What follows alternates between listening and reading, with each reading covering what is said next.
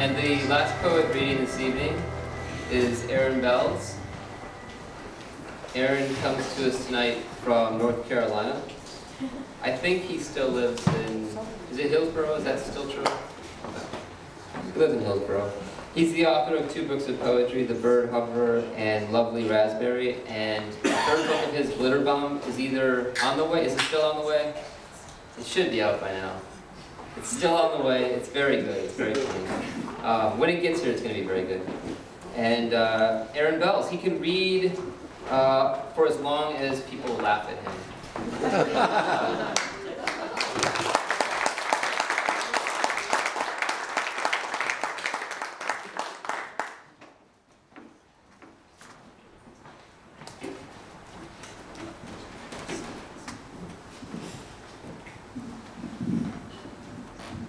Thank you, Stefan.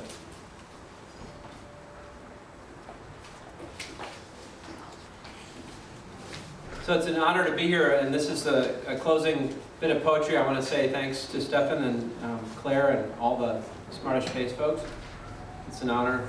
It's more of an honor to be the best poet reading tonight. It's just humbling, because some of these poets were pretty good. Thank you.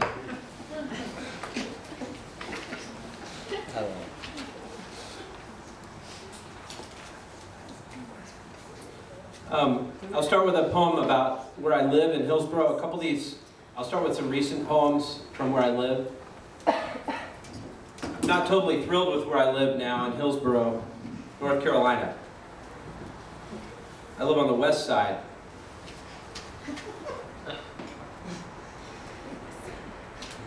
This is called Blue Flashing Lights. Great, there's a drug bust going down in front of my apartment. Bad neighborhood. What I mean is there's a sculpture depicting only drugs, head and shoulders, and it's going down. It's crumbling. Bad joke neighborhood. I wonder if in better neighborhoods there are joke busts going down in front of nicer houses. Middle managers waddling out in their shark slippers and teapot jammies, watching 3 cop cars surrounding a corny uncle. I was just minding my own beeswaxy chortle, but that'd be it for him, straight to the pokey. I wonder if people busted for drugs ever say pokey, really, or if it's just the big house or the can. In my neighborhood, growing up, we knew the can to be one's butt. He took it in the can, we'd say. Cute can on that new girl, we'd wolf whistle and stuff. Those middle managers are doing drugs. That's the great irony. They have real marble busts here and there in their complex homes that smell of baked goods. No, they don't get splayed out on the asphalt or remitted to the can. They're just onlookers searching for an angry fix at dawn among the hobgoblins of forgetfulness.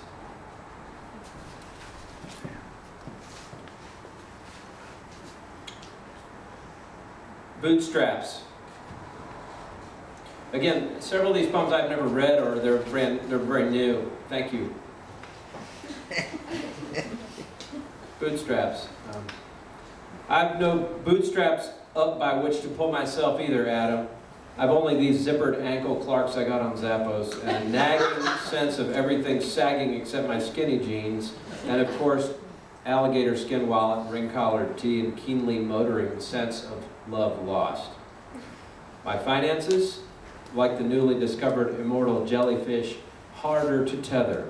Sense of time, illicit, improbable. I'm forcing words through the needle's eyes of yesterdays I'd rather not recall.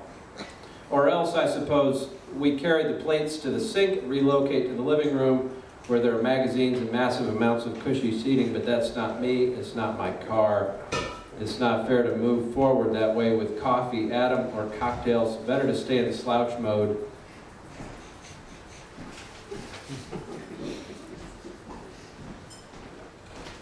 Your Bruin. This is your Bruin. This is your Bruin as rugs.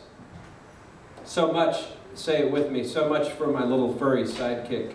And this is your Bruin as glugs and oud Bruin, Flanders brown. The day's silky outside, but in here it's just Belgians and beer that arrives tray after tray in steins, not goblets. Oh, American literature reader, star-spangled cuckoo sleeping at the feeder. What empires you lost when you bought a TV back in at some point between 1940 and 1993, and you ask, what can Brown do for you? But you don't really want to know. You learned it between segments of a TV show and didn't notice my tousled mullet ducked just out of view behind dying hedgerows as though I'd been watching too. I hadn't been. Well, I had been, but I'd been watching you.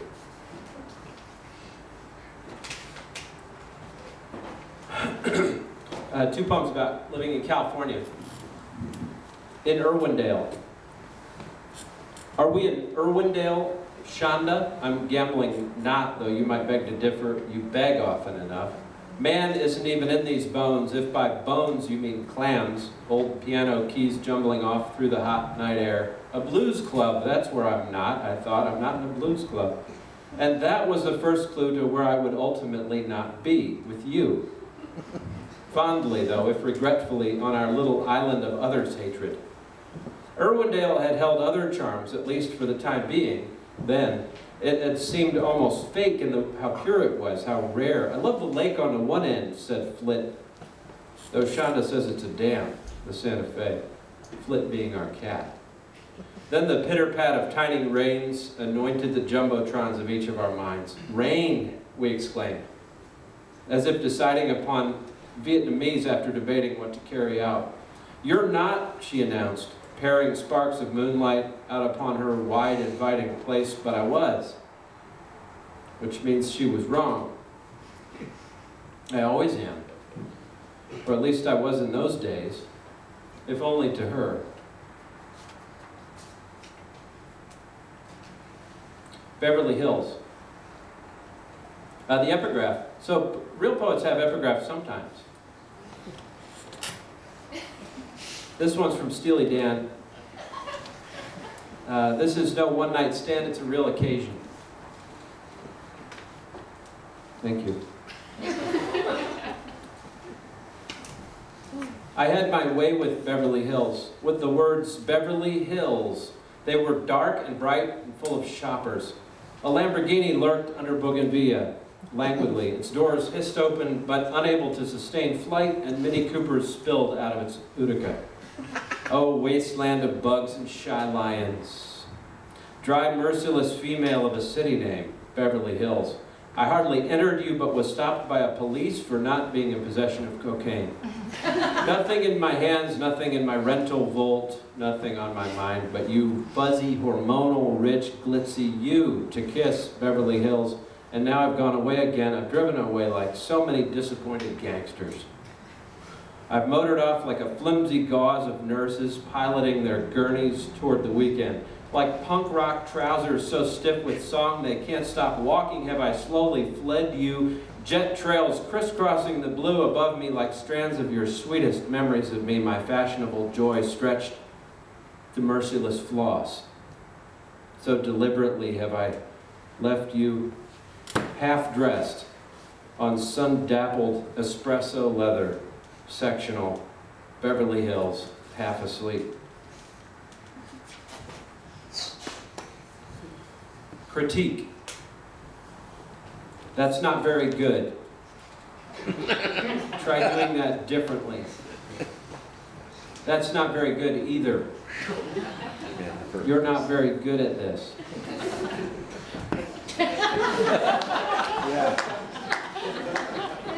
I have two poems that are palindromes, and then I'll move into a short set of poems about T.S. Eliot.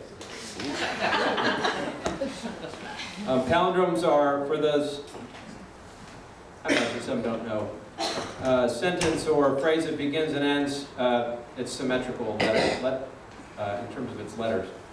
Like madam, I'm Adam. Do they all know that, Stephanie? Everyone. Okay. Go hang a salami. Go hang a salami. Lasagna hog. I'm a lasagna hog. There you go. Or the one about the dam. Yeah. A man, a dam, a canal. A man, a plan, a canal, Panama. Thank you so much. This is called good palindromes. Good palindromes make sense, but tubes nesek em simor dilap duog.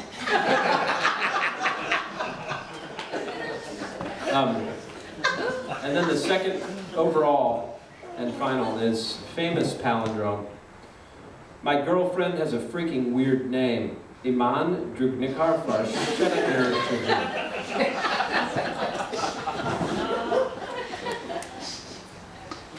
All right. There's a couple of T.S. Eliot related poems. The Wasteland. If I had been T.S. Eliot, I wouldn't have written The Wasteland. As myself, however, I do plan to write it. But not with a typewriter, and I will never turn it over to Ezra Pound's manic red pen. In fact, I will not even publish The Wasteland. Instead, I'll whisper it to white doves that constantly appear at my window wearing bib overalls and green mesh trucker caps, the ones chewing bits of hay and sighing that they've had a scant harvest. Then I will write The Canterbury Tales for vocal ensemble, eat part of it, and set fire to the rest on my kitchen table. If I'd been Geoffrey Chaucer, I would have worn Chuck Taylors and ripped up jeans and winked broadly at my shyest students. I would not have written the Canterbury Tales or Troilus and Cressida, House of Fame, or even Parliament of Fowls. I would have been busy drinking my daily gallon of wine or dispensing it to the dames of Kent with the expectation that they would get really drunk and try to pants me. Pantsed, I would hop on them or at least play hopscotch with them well into the wee hours as the Kentish stars winked down at us. If I had been Shakespeare, though, I would have written Hamlet. That was a good idea, all things considered. Kudos to Shakespeare.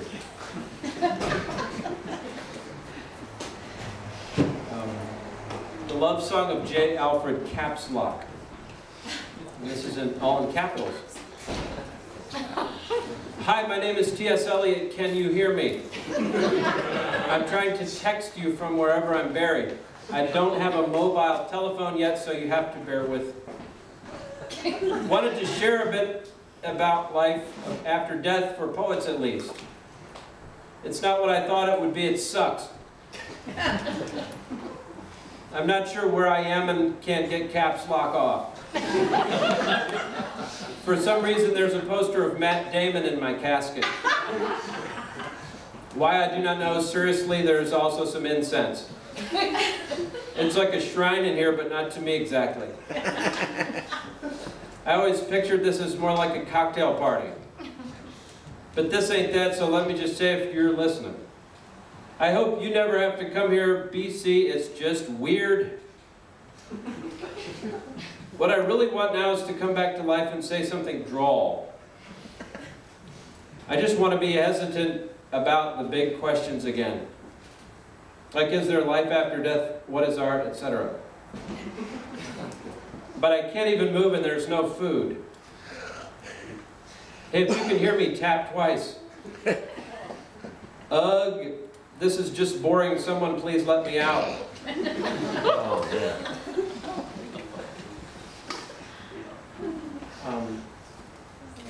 Dear great poet, way to play into all my insecurities by mastering your craft. That was awesome. And by being dead. Cute trick. You can't even argue back or grow fallower as I improve. Yet I do not wish to be you. I think that was the Volta. Nor even to write any more poems, but rather to leave this country with the woman I know I love more than life. And you?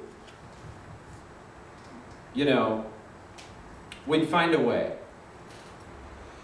That would be some magic you couldn't match. Not from where you're lying now, loveless and lightless, and with no drama at all, let alone television, live sports, flower pots, etc. In fact, let me give up officially, cede to you what you hard-earned, and wander off sadly into the music of my silent thoughts unrecorded, for I'm among the saddest of men. My love has left me. And I've got you, and just a little bit of wine, old linoleum counter, and the sound of traffic passing.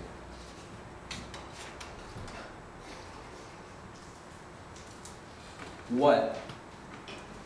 Every day I get emails that say things like, Belz, we should have done that one thing that one time, remember? Really though, how are things?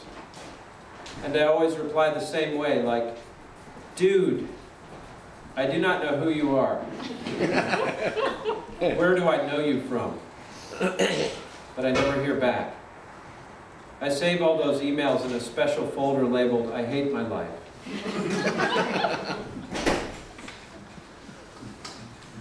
Trees.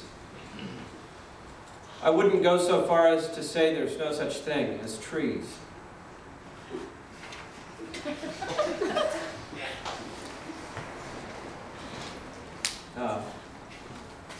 Disparate Housewives. This is a show about housewives who are not similar to one another. I just have about 35 more. Short. Long. Some are long. My best wand. Of all the magic wands I bought over the years, only the steel one with the sharp tip really works. You point it into someone and say abracadabra, the person magically becomes wounded. I really only have 3. I'm very thankful for so many things. Thanks for coming out, and blessings on the band as they come up in a second. The love-hat relationship. I've been thinking about the love-hat relationship. It is the relationship based on love of one another's hats. The problem with the love-hat relationship is that it is superficial. You don't necessarily even know the other person. Also, it is too dependent on whether the other person is even wearing the favored hat. We all enjoy hats, but they're not something to build an entire relationship on. My advice to young people is to like hats but not love them. Try having like-hat relationships with one another. See if you can find something interesting about the personality of the person whose hat you like.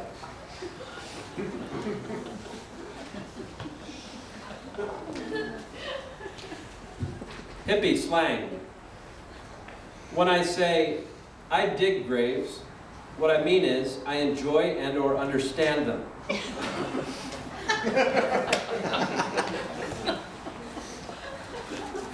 Looks like more than 3, actually. The pile here. I'm almost done. I'm so sorry. Thank you so much. My chosen vocation. When you emailed me with news of my failure in my chosen vocation, it left me confused, but also rather sexy looking.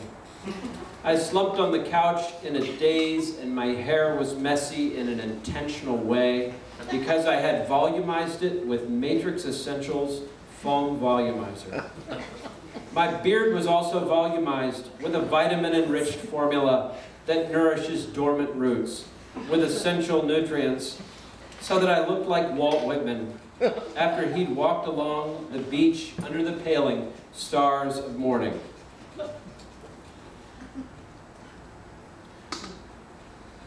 Ice cream. I scream, you scream, we all scream when we get stabbed in the heart.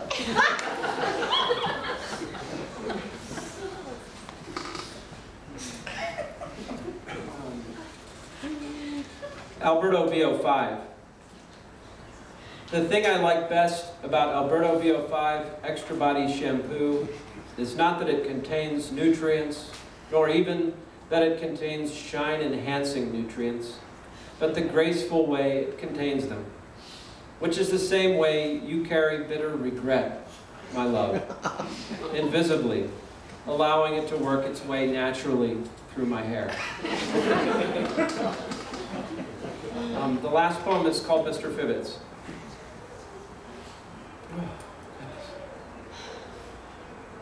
I no longer say that my beer has head. I say it has a foamy top. I say there's a goodly froth in the uppermost portion, and that it seems almost whipped. No, I don't say that my beer seems whipped, or that it has head, even as I never ask if people are coming. I'm having a big party. Are you coming? Seems horribly confusing to me. I ask them if they plan to attend, and when they get there and begin to tap my keg, I warn them that they'll get a lot of froth, or foam if they're not careful. And when they ask how I'm doing, I never say anymore that I feel gay. I just don't put it that way. I never use the phrase standing erect either. I say standing straight up. I also never refer to my donkey as an ass. Nor do I say that I'm planning to ride some ass, if what I mean is that I'm going for a ride on Mr. Fibbits.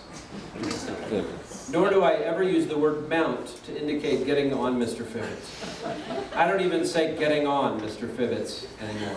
It's confusing for the listener, and the listener is whom I care about. However, sitting erect on Mr. Fibbits, I do feel gay, happy enough to ride him for hours. It's just no longer what I say. Thank you.